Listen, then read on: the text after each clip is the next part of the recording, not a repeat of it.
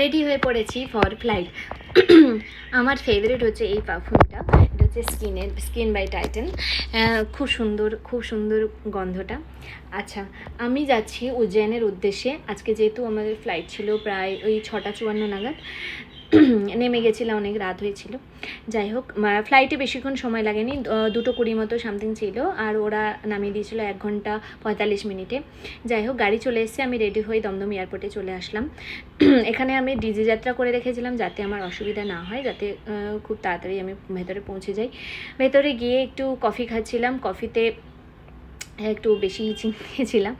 আচ্ছা, তারপরে আমাদের যেহেতু বোর্ডিংটা অনেক টাইম লাগছিলো, তার জন্য আমি একটু টাইম পাস করছিলাম। তারপরে কিছু খাবার দাবার কিনে আমরা ফ্লাইটের মধ্যে যেহেতু খাবো, কিন্তু ফ্লাইটের ভেতরে যদি কেউ কিছু জিনিস কিনে সেটা অনেকটা দাম লাগে, তার জন্য আমরা মানে এয়ারপোর্টের ভেতর থেকেই কিনেছি। যাই হোক, রাত্রেবেলা ওখানে বসতে বসতে অনেকটা অন্ধকার হয়ে গেছিলো, কারণ রাত্রেবেলার দিকে ওরা ফ্লাইটের ভেতরটা অন্ধকার থাকে। আর এটা হচ্ছে ইন্দোর সিটি, যেটা ফ্লাইট থেকে দেখতে লাগছিলো, খুবই সুন্দর। আচ্ছা, কেউ যদি উজ্জয়ন আসেন তাহলে আগে থেকে বলবো, মানে 1 মাস আগে থেকে বলবো, প্রতি মাসের 1 তারিখে ভস্ম আরতির জন্য সব কিছু বুকিং হয়। আর ইনি হচ্ছেন আহিলিয়াবাই, এয়ারপোর্টটার নামই হচ্ছে আহিলিয়াবাই এয়ারপোর্ট। ইনি হচ্ছেন মুঘল সাম্রাজ্যে যে সমস্ত মন্দির সব খারাপ হয়ে গেছিলো, এই মহাকাল টেম্পলে উনি সব সাজিয়েছিলেন। টাটা।